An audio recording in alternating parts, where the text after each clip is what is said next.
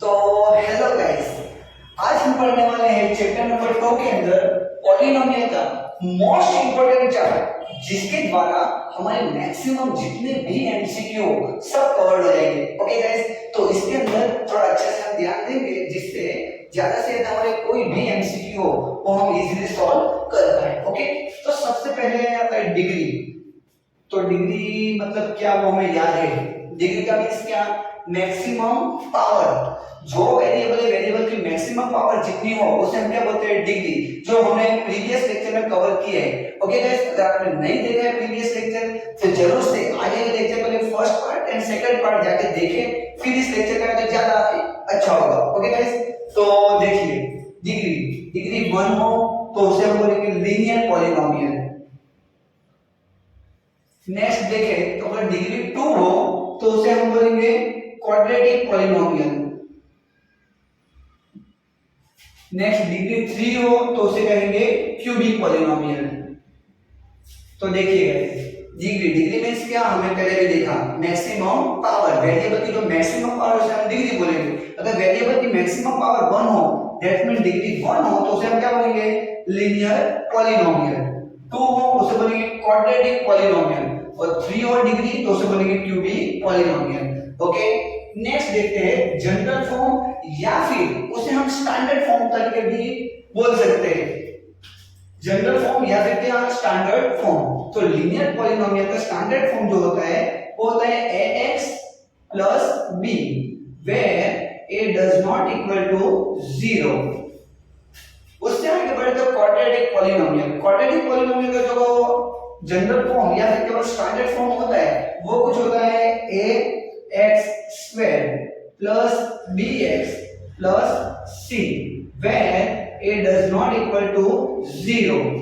उससे हम आगे बढ़े तो क्यूबिक पॉलिनोमियल जो होता है, क्यूबिक पॉलिनोमियल का जनरल फॉर्म या फिर आप बोल सकते हो स्टैंडर्ड फॉर्म, वो होगा ax³ plus bx² plus cx plus d where a does not equal to 0। तो यहां देखो दोस्तों, यहां पे जो वेरिएबल है हमारा कोएफिशिएंट्स, तो कोएफिशिएंट्स किसको बोलेंगे? जो भी वेरिएबल के आगे लिखी हुई वैल्यू है उस वैल्यू को हम वेरिएबल का क्या बोलेंगे? कोएफिशिएंट्स। तो यहां पे देखो दोस्तों, जो x का कोएफिशिएंट्स है तो कोएफिशिएंट्स ऑफ x इज, तो देखो तो दोस्तों x के आगे वैल्यू कौन सी लिखी है? a, तो coefficients of x is a। जिसके साथ में कोई भी वेरिएबल नहीं है उसे हम कांस्टेंट टर्म बोलेंगे। क्या बोलेंगे? Constant term. तो यहां पे देखो तो कांस्टेंट टर्म कौन सा दोस्तों? तो constant term is b। Okay, next आगे बढ़ते हैं। तो यहां पे देखो दोस्तों x² का जो कोएफिशिएंट्स है वो क्या दिख रहा है हमें? a। तो यहां पे लिखेंगे हम coefficients of x² is a। अब इसी प्रकार coefficients of x is what guys? बोलना क्या आएगा दोस्तों? ऐसे कोएफिशिएंट्स क्या आएगा? b। उससे आगे बढ़े हम तो यहाँ पे कांस्टेंट टर्म कौन सा है? तो c। तो हम लिख देते हैं यहाँ पे constant term is c। Next जो क्यूबिक पॉलिनोमियल है उसके अंदर कोएफिशिएंट्स ऑफ x³ इज क्या आएगा? x³ का कोएफिशिएंट्स क्या है? 1। उसी प्रकार x² का कोएफिशिएंट क्या हमें दिख रहा है? b। x का कोएफिशिएंट्स क्या है? c। तो यहां पे कांस्टेंट टर्म क्या दिख रहा है हमें? d। तो लिख देते coefficients of x² is b, then coefficients of x is c, and last में constant term is d। Okay guys, तो आपको ये याद रहना चाहिए जनरल फॉर्म या स्टैंडर्ड फॉर्म लीनियर का क्या होगा? ax plus b where a does not equal to 0। जो यहाँ पे हमें दिख रहा है कोएफिशिएंट ऑफ x का कोएफिशिएंट क्या है a, क्योंकि उसके आगे जो वैल्यू लिखी है वो उसका हम कोएफिशिएंट बोलेंगे। ओके, और यहाँ पे कांस्टेंट टर्म कौन सा लिख रहा है हमें b। इसी प्रकार क्वाड्रेटिक जो पॉलिनोमियल है उसका जनरल फॉर्म होगा ax² + bx + c where a does not equal to 0। वहां पे x² का कोएफिशिएंट क्या आएगा a, x का कोएफिशिएंट क्या है b और कांस्टेंट टर्म क्या आएगा c। उसी प्रकार क्यूबिक पॉलिनोमियल का जो जनरल फॉर्म है ax³ + bx² + cx + d where a does not equal to 0। उसके अंदर x² का जो कोएफिशिएंट है वो क्या होगा a, x² का कोएफिशिएंट b और x का कोएफिशिएंट c और लास्ट में कांस्टेंट टर्म में वो क्या होगा d।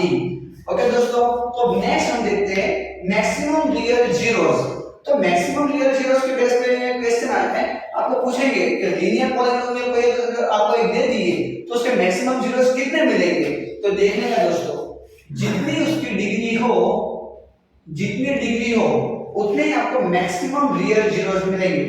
ध्यान रखना दोस्तों, मैक्सिमम में उतने मिलेंगे, उससे कम भी हो सकते हैं पर मैक्सिमम तो कितने होंगे जितनी उसकी डिग्री हो।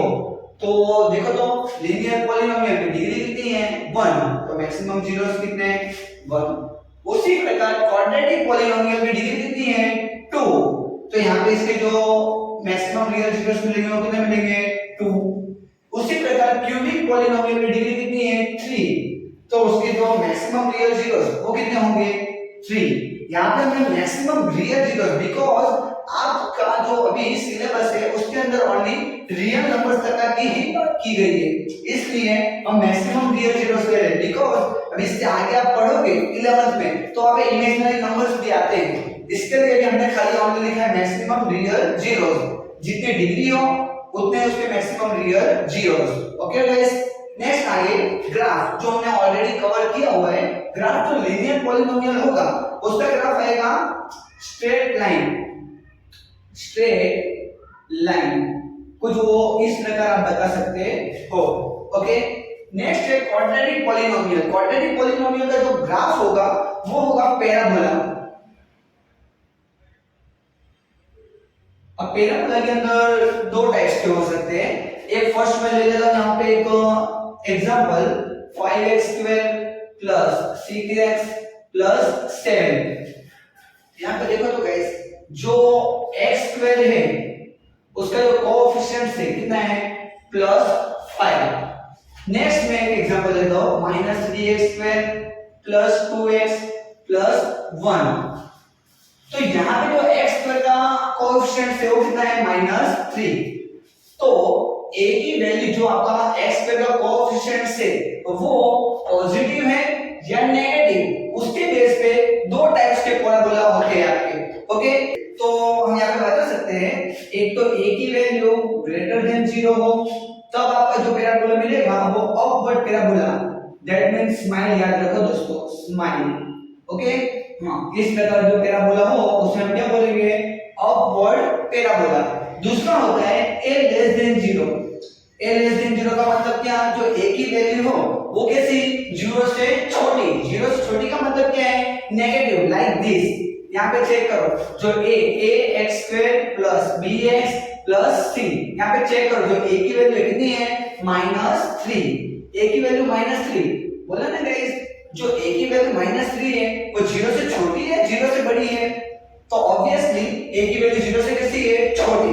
इसलिए हम बोल सकते हैं कि ये a<0, ये जो आपकी पॉलिनोमियल है क्वाड्रेटिक पॉलिनोमियल, इसका जो ग्राफ मिलेगा वो आपको डाउनवर्ड पैराबोला मिलेगा। कौन सा, डाउनवर्ड पैराबोला। ओके दोस्तों, और थर्ड है क्यूबिक पॉलिनोमियल। जो क्यूबिक पॉलिनोमियल है उसका ग्राफ कुछ इस प्रकार का आपका मिलेगा, उसको कोई स्पेसिफिक नाम नहीं बोलते हैं, बट इस प्रकार का जो ग्राफ हो उसे हम बोलेंगे क्यूबिक पॉलिनोमियल का ग्राफ। ओके, नेक्स्ट है एग्जांपल। तो एग्जांपल तो ऑलरेडी हमने बहुत से देख लिए, फिर भी एक दो ले लेते हैं। फर्स्ट 5x + 2, तो यहाँ पे चेक करो जनरल फॉर्म से ax + 2। यहाँ पे बोलना ना गाइस, जो x है x का कोएफिशिएंट कितना आएगा, तो ऑब्वियसली कितना मिलेगा 5। कांस्टेंट टर्म कौन सा है, तो 2। ओके गाइस, नेक्स्ट एग्जांपल ले लेते हैं 8x। तो यहाँ पे बताना दोस्तों, जो x है x का कोएफिशिएंट कितना है आएगा 8 और कांस्टेंट टर्म कितना है, कुछ ना दिया तो प्लस 0 तो लिख सकते हो ना दोस्तों, तो कांस्टेंट टर्म कितना आएगा 0। ओके, नेक्स्ट क्वाड्रेटिक पॉलीनोमियल का एग्जांपल लेते हैं हम। पहला 6x² + 5x + 3। यहां पे देखो x² का जो कोएफिशिएंट है कितना दिख रहा है हमें 6, मतलब a = 6, x का कोएफिशिएंट कितना है 5, दैट मीन b = 5 और जो कांस्टेंट टर्म है वो कितना है 3। ओके, नेक्स्ट आपको जितने एग्जांपल्स में लेने हो आप ले सकते हो। Okay guys, next last third cubic polynomial, उसका एग्जांपल ले लेते हैं। 6x³ + 2x² + 5x + 3। यहां पे चेक करो x³ का जो कोएफिशिएंट है वो कितना है 6, x² का कोएफिशिएंट 2, x का कोएफिशिएंट 5 और कांस्टेंट टर्म 3। इस प्रकार दोस्तों अगर अपने ये जो चार्ट है, जो मोस्ट इंपोर्टेंट आप बोल सकते हो बोर्ड के लिए, जो आपका न्यू सिलेबस है, न्यू सिलेबस के बेस पे ये चार्ट मोस्ट इंपोर्टेंट आप बोल सकते हो, क्योंकि इस चार्ट के बेस पे जितने भी एमसीक्यू सब आपके कवर हो सकते हैं। ओके, तो ये चार्ट आपको एकदम कंप्लीट कर लेना है, जिससे आपके कोई भी एमसीक्यू में मार्क्स ना जाए, वहां पे आपके हर प्रकार के एमसीक्यू कवर्ड हो जाए। ओके गाइस, तो ये आपने एकदम कंप्लीट कर लेना है, और अगर आपको ये समझ में आया हो, अच्छा लगा हो, तो आपके सभी दोस्तों को शेयर करें और हमारे चैनल को सब्सक्राइब करें और ज्यादा से ज्यादा इसे शेयर करो। Okay guys, thank you.